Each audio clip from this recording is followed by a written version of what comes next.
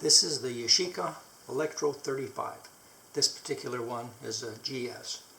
These were the first electronically controlled cameras, introduced in 1966. They didn't stop selling them until 1977. They went for 11 years. There were many models made over the years. There was the Pro, which was like this, only with a black finish. When I bought mine, they cost about $100 in Japan, and I paid probably $10 or $15 more to get the Pro model. Over the years, they made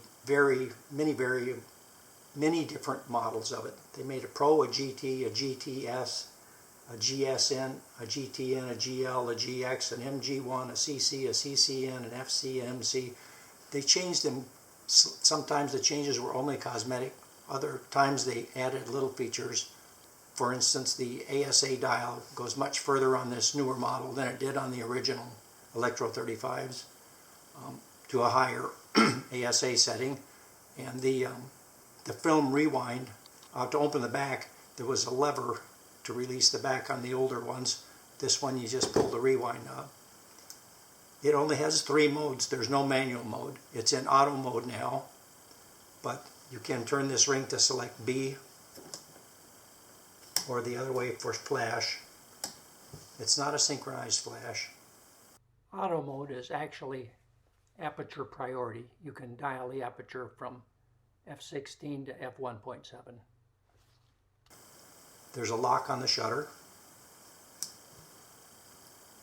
When you're in normal auto mode like this, this is the light sensor, this is the range finder.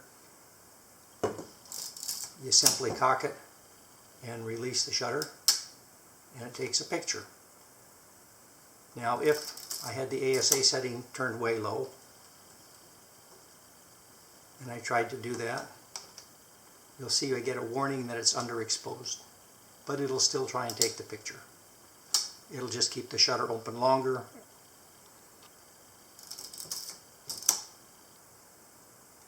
And if it's overexposed, it would light the red light. On the back, there's a button to test the battery. When you press that, this little green light comes on to show that the battery's good.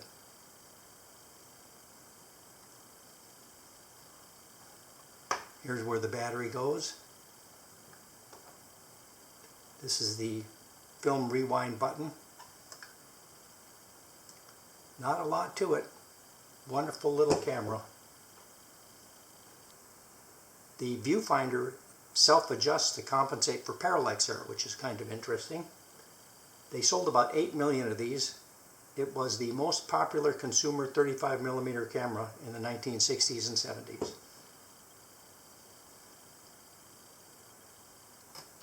Right now, the value on eBay for one of these is between $75 and $150. Good luck trying to find a Pro model. In today's dollars, that would be about $800.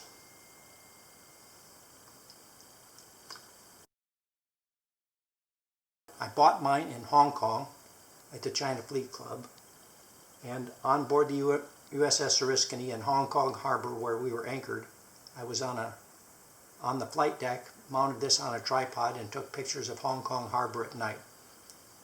You would simply push the button, and 20 or so seconds later, it would finally close the shutter and got an excellent exposure, returned in the film about a week later, and every picture came out fine, exposure-wise.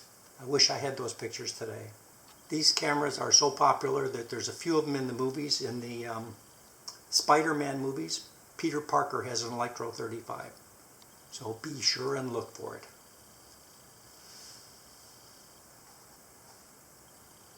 .7 lens, plenty bright, beautiful little camera. Thanks a lot for watching, guys. I hope you enjoyed the video. See you later. Bye.